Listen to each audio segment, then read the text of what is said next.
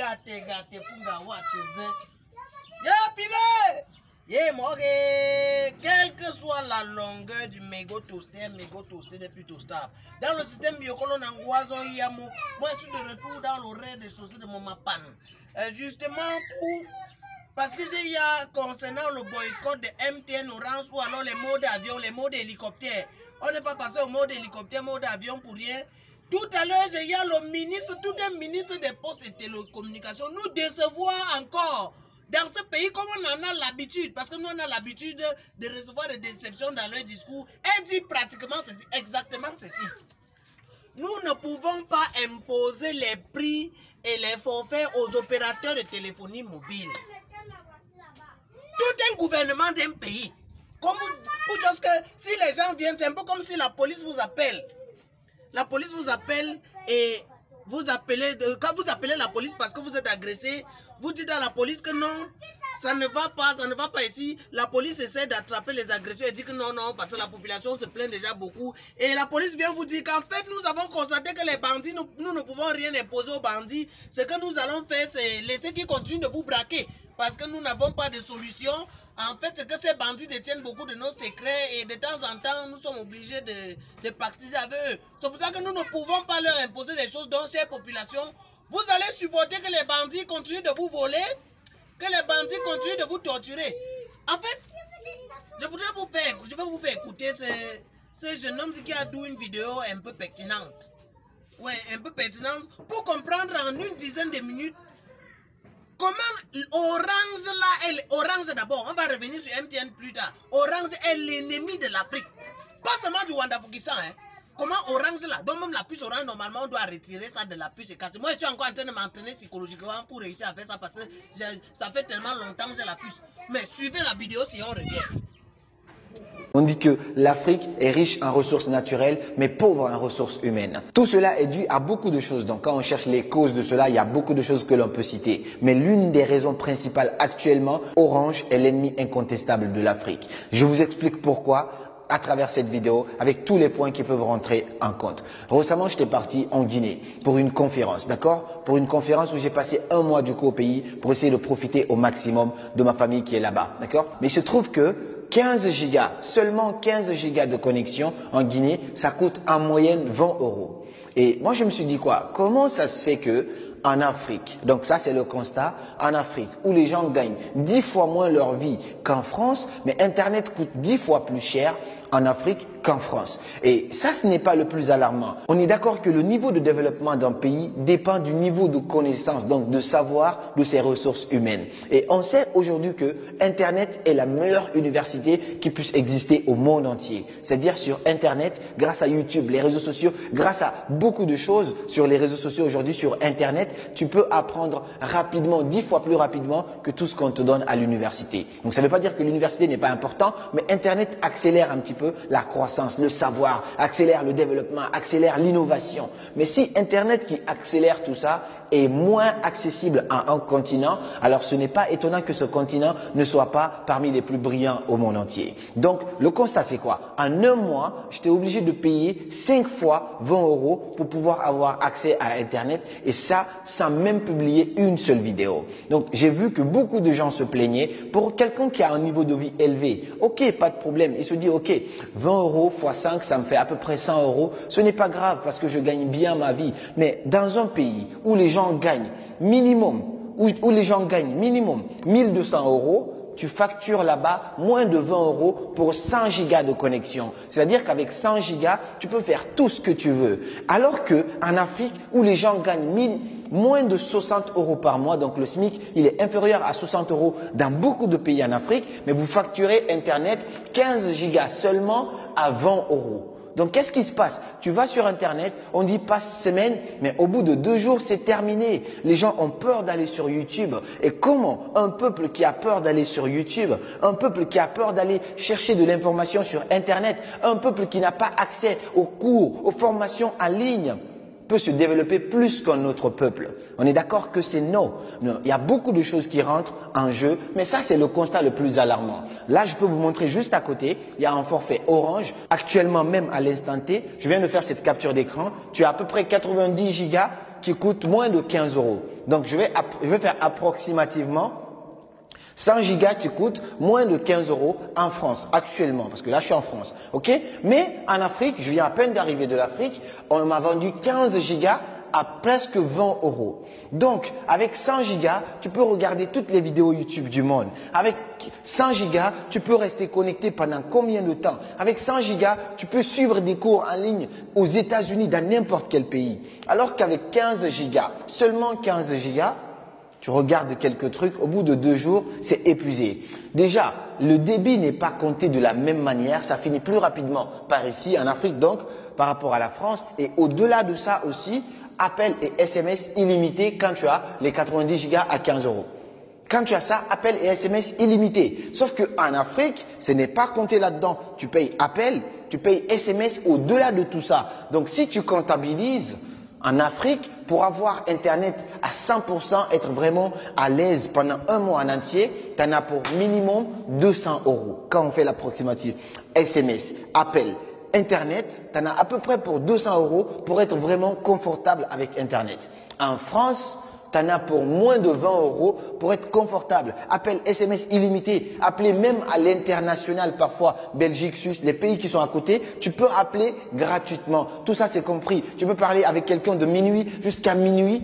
Tout ça c'est compris là-dedans. Il n'y a aucune surfacturation. Il n'y a absolument rien. Donc quand on constate ça, on comprend que Orange est en train de contribuer au sous-développement, à l'appauvrissement du continent africain. Parce que quelqu'un qui gagne moins de 60 euros par mois, tu lui dis que pour avoir full Internet satisfait, il faut qu'il paye à peu près 200 euros. Alors, est-ce que tu n'es pas en train d'appauvrir cette personne ou est-ce que tu es en train d'aider cette personne à se développer? On est d'accord que c'est non. Mais ce n'est pas que la faute de Orange. Orange, c'est qu'il est dans un continent ou dans un pays où les choses ne sont pas régulées. Il se dit, je peux faire du profil. Mais le problème vient de qui? De ceux qui gouvernent. Et comment ça se passe? Je vous dis la vérité sincèrement, à partir du moment que la personne qui est ministre, la personne qui est cadre, la personne par laquelle Orange passe, lui, il s'en met plein à la poche, le reste, il s'en fout de la population. Il s'en fout de est-ce que les gens vont souffrir? Parce que ce qui est étonnant, ce qui est alarmant, c'est que ceux qui sont à la tête ont fait des études en France. Ceux qui sont à la tête ont fait des études aux États-Unis. Dans des pays développés, ils savent que ça ne coûte pas aussi cher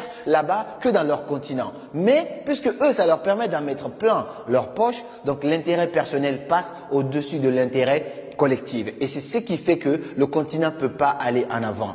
L'autre constat, c'est quoi? Dès que quelques influenceurs commencent à parler, à crier haut et fort pour essayer de faire un boycott, quelque chose comme ça, dans beaucoup de pays, du coup en Afrique, qu'est-ce qui se passe? Orange essaye de récupérer ces gens-là, on leur donne un peu de sous. Ces mêmes gens qui critiquaient recommencent à faire encore de la pub pour Orange. Et ça, c'est vraiment déplorable parce qu'à chaque fois, c'est la même chose qui revient. Les gens favorisent ce qu'on appelle leur intérêt personnel. Donc, on fait du bruit uniquement pour nous en mettre plein la poche. Une fois que nous, on est satisfait, même si ça ne mène pas loin le pays, on s'en bat les couilles et du coup, on continue notre chemin. Et ça, c'est vraiment dramatique pour le continent. C'est vraiment dramatique pour le développement d'un continent. Et j'apprécie énormément beaucoup de pays qui essayent de mettre des bâtons dans les roues de Orange pour pas continuer à piller comme ça le continent, pour pas continuer comme ça à freiner la jeunesse africaine. Un jeune qui est talentueux, qui a envie de montrer son talent sur les réseaux sociaux. Il a envie de faire des vidéos YouTube pour commencer à changer des vies. Parce qu'on sait que YouTube, tout simplement YouTube peut changer la vie d'un individu. Tu peux passer de 0 à combien de milliers d'euros par mois. Ça, c'est grâce à YouTube. Mais si là-bas, pour mettre ta vidéo, il te faut payer beaucoup plus d'argent que ce que tu gagnes, comment tu peux t'en sortir? Si là où on cherche l'information, en y allant, tu te ruines complètement, comment tu y pars? Moi, j'ai regardé un petit peu les gens dans certains pays en Afrique n'osent même pas regarder une vidéo en direct. C'est-à-dire, quand tu publies une vidéo, c'est pourquoi tout le temps, les gens sont là, on ne peut pas télécharger tes vidéos. Nous, ici, on ne télécharge pas de vidéos. Tu regardes en live, tu as envie de regarder, tu reviens, tu regardes. Là-bas, les gens essayent d'abord de télécharger pour garder dans leur téléphone parce qu'à force de regarder en ligne, ils vont totalement se ruiner et peuvent aller nulle part. Quelles sont les solutions? Qu'est-ce qu'il faut mettre en place? Si moi, j'étais dans le gouvernement, ce n'est pas mon rêve, ce n'est pas mes ambitions, mais si j'étais à la tête de ces pays où Orange est en train de s'en mettre plein à la poche, la toute première chose que je vais faire, c'est de fermer Orange. Je sais que ça va embêter le pays, je sais que ça va faire plein de choses parce que Orange a utilisé une bonne stratégie pour s'installer. Si on doit étudier les termes marketing, c'était très malin ce qu'ils ont fait quand ils sont arrivés dans beaucoup de pays pendant que leurs concurrents étaient en train de s'installer dans la capitale. Orange a d'abord commencé à s'installer dans les villages. Donc, puisque tu sais que tes parents au village sont là-bas, tu dois forcément parler avec eux. Mais qu'est-ce qu'ils ont comme opérateur? S'ils ont Orange, toi aussi tu cherches Orange. Donc c'est comme ça, eux, ils ont commencé à conquérir tout le marché. Donc aujourd'hui, ils ont le monopole. Ils se permettent en fait tout dans certains pays parce qu'ils savent que c'est eux qui ont Internet fiable et rapide. Qu'est-ce que les gouvernements devraient faire? La première chose, soit financer vraiment un opérateur téléphonique qui va venir concurrencer en gros Orange. Ça, c'est la première chose. La deuxième chose, chaque pays est libre de régulariser son marché internationalement comme il veut. Donc les opérateurs qui vont venir, c'est le pays qui fixe des termes. Dites, vous ne pouvez pas facturer au-delà de ça parce que voilà combien vous facturez dans un pays qui est plus riche que notre pays. Donc quand le pays impose ces termes-là, Orange doit casser les prix, vraiment être concurrentiel par rapport à la France, être concurrentiel par rapport aux autres pays qui ont accepté de mettre ces termes-là. Au-delà de Orange appel téléphonique, il y a Orange Money aussi qui n'arrête pas de bouffer les gens parce que faut se rappeler que le taux de bancarisation dans le continent africain est à peu près de 6%.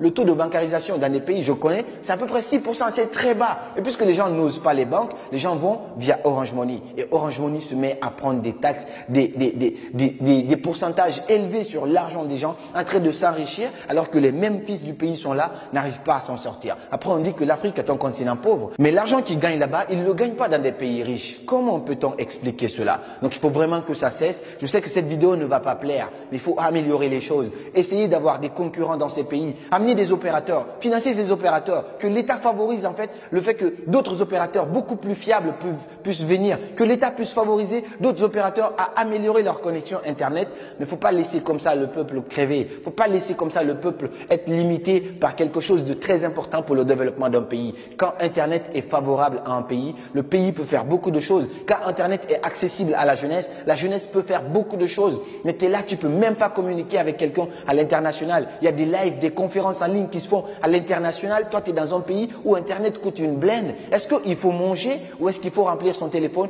pour voir ce qui se passe à l'extérieur? C'est tout à fait normal que le continent soit en retard. Il y a beaucoup de choses qui sont liées à cela. Mais ça, c'est l'une des causes principales qu'il faut lutter, qu'il faut combattre dès maintenant. Donc j'espère que cette vidéo poussera beaucoup de personnes à prendre conscience et à se bouger. Faites comprendre au gouvernement que ça ne va pas parce que ces mêmes gens qui vous dirigent ont fait d'autres pays. Ils savent un petit peu comment ça se passe à l'international. Alors qu'ils arrêtent de s'en mettre plein la poche pour faire souffrir leur population. Il faut que ça cesse. J'espère que cette vidéo aidera un maximum de personnes à prendre conscience et ça réveillera en fait les dirigeants de certains pays. J'en connais pas mal. Notre ministre vient de dire qu'on ne peut rien. Donc, même leur dit seulement le prix, en termes de régulation, ils ne peuvent pas. Mais il y a les gens qui pensent qu'on doit chasser Orange ou fabriquer, si ça leur fabriquer un opérateur pour concurrencer Orange, oubliez l'autre là. Oubliez l'autre là, on ne peut pas fabriquer un opérateur pour le concurrencer parce qu'ils auront peur que le régulateur, fabriquer un concurrent là, il peut avoir tellement de pouvoir et il devient une menace pour la conservation du pouvoir parce que c'est justement ça la gestion de ces pays, la conservation du pouvoir. Donc vous avez un peu compris, c'est pour ça, la seule chose à faire, la seule solution que je propose, c'est que de temps en temps, on enlève la puce Orange d'abord, comme tonton Mitumba a dit, même pendant une semaine, on pose de côté. Et demain, on se retrouve tous au camp Sigmendong. Puis on se retrouve au camp Sigmendong pour le meeting. Dès 10h, parce que c'est par ces moyens-là qu'on doit essayer d'éteindre la flamme. La flamme qui essaie de brûler le Rwanda-Fukistan depuis des années là. Et Orange constitue les morceaux de bois qu'on met au feu pour davantage activer la flamme. Comment est-ce que mon Orange c'est un système? Vous allez constater qu'à partir de demain, à 29h, la connexion Internet va commencer à bugger dans ces pays. Donc c'est un peu les pactes qui signent comme ça là.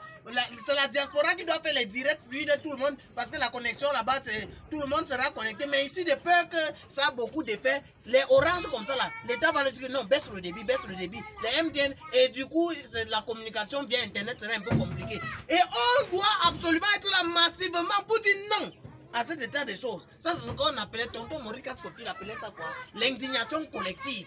Voilà. Donc on installe les directions communales et tout ça, parce que plus on est nombreux, plus on peut dire qu'Orange, ça doit thé, et ça thé. Dans un système biocol piment noir, je suis responsable de ce que je vous dis là. Holy Mark, je ne suis pas responsable de ce que vous avez compris.